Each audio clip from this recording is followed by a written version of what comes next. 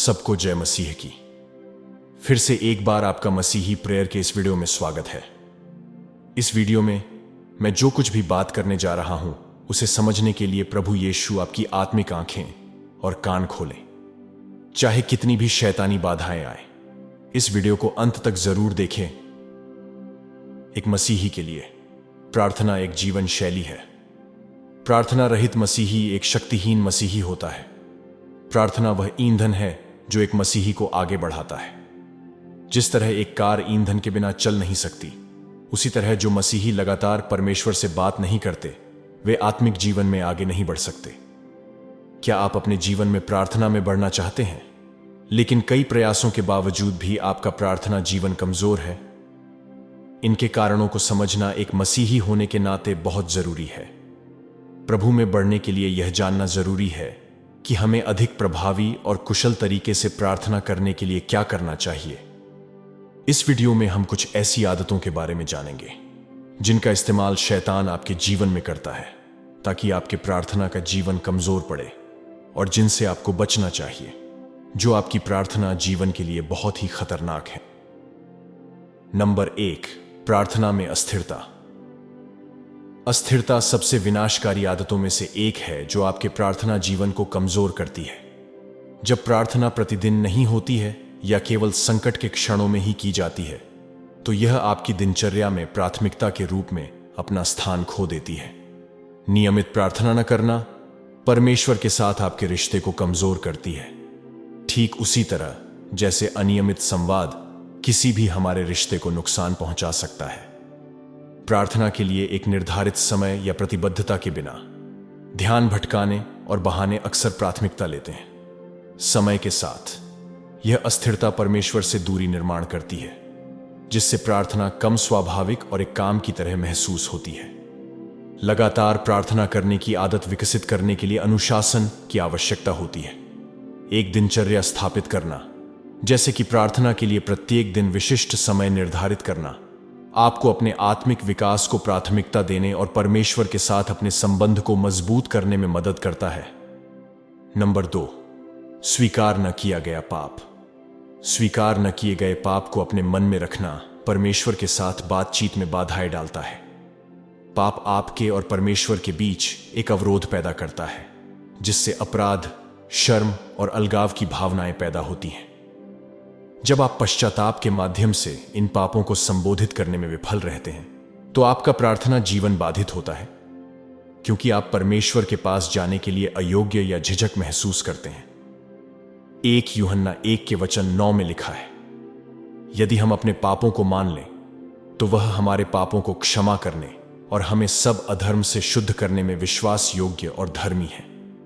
पाप को संबोधित करके और परमेश्वर को आपको शुद्ध करने को कहकर आप अपने प्रार्थना जीवन में नए सिरे से परमेश्वर से घनिष्ठता और विश्वास के लिए द्वार खोलते हैं। हालांकि ऐसा करने में विफल रहने से यह विनाशकारी आदत आपके आत्मिक विकास को कमजोर करती है। नंबर 3, विश्वास की कमी। विश्वास ही वह है जो आपको प्रार्थना में परमेश्वर से जोड़ता है। प्रार्थना को संदेह या संशय के साथ करने से इसकी प्रभावशीलता कम होती है। जब आप परमेश्वर की सामर्थ्य पर वास्तव में विश्वास किए बिना प्रार्थना करते हैं, तो आपकी प्रार्थनाओं में आत्मिक विकास के लिए आवश्यक उत्साह और विश्वास की कमी होती है। विश्वास प्रार्थना का आधार है, जैसा कि इब्रानियों 11:6 में कहा गया है। विश्वास के बिना परमेश्वर को प्रसन्न करना असंभव है। इस्राएलियों ने समय समय पर परमेश्वर पर से विश्वास खो दिया और अन्य देवताओं का सहारा लिया जिन्हें वे देख सकते थे। उनके मन में यह विचार आया कि वे वही कर रहे हैं जो उनके लिए सही है, लेकिन उन्होंने जो किया उससे प्रभु क्रोधित हो गए। आपको कभी भी परमेश्वर पर विश्वास नहीं खोना चाहिए, क्योंकि ऐसा करने से आप अपनी प्रार्थनाओं पर संदेह करने लगते हैं। विश्वास की कमी खुद की शक्ति और बुद्धि पर निर्भर रहने के रूप में प्रकट होती है, जहां आप केवल अंतिम उपाय के रूप में प्रार्थना करते हैं, जहां आप आधे अधूरे मन से प्रार्थना करते हैं, परिणाम पर संदेह करते हैं। विश्वास को विकसित करने में खुद को परमेश्वर के वचन में डुबोना, उनकी आपके जीवन में की गई हर एक वफादारी को याद करना और उनके वचनों पर भरोसा करना शामिल है। जो एक समृद्ध प्रार्थना जीवन को सशक्त बनाता है। नंबर 4, ध्यान भटकाना और व्यस्तता। तेज रफ्तार वाली दुनिया में रहने से अक्सर व्यस्तता बढ़ती है, जहां ध्यान भटकाने वाली चीजें आपका ध्यान भटकाती हैं। अगर आप लगातार काम, जिम्मेदारियां या मोबाइल, वेब सीरीज, मूवीज के आदी हैं, तो सार्थक प्रार्थना के लिए समय निकालना चुनौतीपूर्ण हो जाता है। ध्यान भटकाने वाली चीजें आपकी प्रार्थना के समय पर भी हावी होती हैं, जिससे आपका ध्यान भटक जाता है और आप परमेश्वर से दूर हो सकते हैं। इस आदत को दूर करने के लिए जानबूझकर प्रयास करने की जरूरत होती है। प्रार्थना के लिए एक शांत और समर्पित जगह बनाना, रुकावटों को कम करना और बाइबल का अभ्यास करना आपको परमेश्वर की उपस्थिति में बने रहने में मदद करता है। जब आप व्यस्तता को अपने जीवन पर हावी होने देते हैं, तो यह आपकी प्रार्थनाओं की गहराई और गुणवत्ता को कम कर देता है, जिससे आप आत्मिक रूप से थक जाते हैं। नंबर 5, परमेश्वर के वचन को नजरअंदाज करना। प्रार्थना और वचन आपस में जुड़े हुए हैं। जब आप परमेश्वर के वचनों को नजरअंदाज करते हैं, तो आपकी प्रार्थनाएं खोखली हो जाती हैं। वचन द्वारा प्रदान की गई नींव और दिशा की कमी हो जाती है। बाइबल मार्गदर्शन, वादे और सत्य प्रदान करती है, जो आपकी प्रार्थनाओं को समृद्ध बनाती है और उन्हें परमेश्वर की इच्छा के अनुसार करती है। वचन के साथ नियमित जुड़ाव के बिना आपकी प्रार्थनाओं में गहराई की कमी हो जाती है। बाइबल का अध्ययन करने से आपको परमेश्वर के चरित्र और उद्देश्यों को समझने में मदद मिलती है, जो बदले में आपके प्रार्थना जीवन को सूचित और ऊर्जावान बनाता है। बाइबल के वचनों को नजरअंदाज करने से आपकी प्रार्थनाएं कम प्रभावशाली हो जाती हैं और आत्मिक विकास में बाधा आती है। नंबर 6, स्वकेंद्रित प्रार्थनाएं। एक स्वकेंद्रित प्रार्थना वह होती है जो इस बात पर केंद्रित होती है कि व्यक्ति परमेश्वर से क्या चाहता है, बजाय इसके कि परमेश्वर उसके लिए क्या चाहते हैं। प्रार्थना के दौरान सिर्फ व्यक्तिगत इच्छाओं या जरूरतों पर ध्यान केंद्रित करने से इसका उद्देश्य और शक्ति सीमित हो जाती है।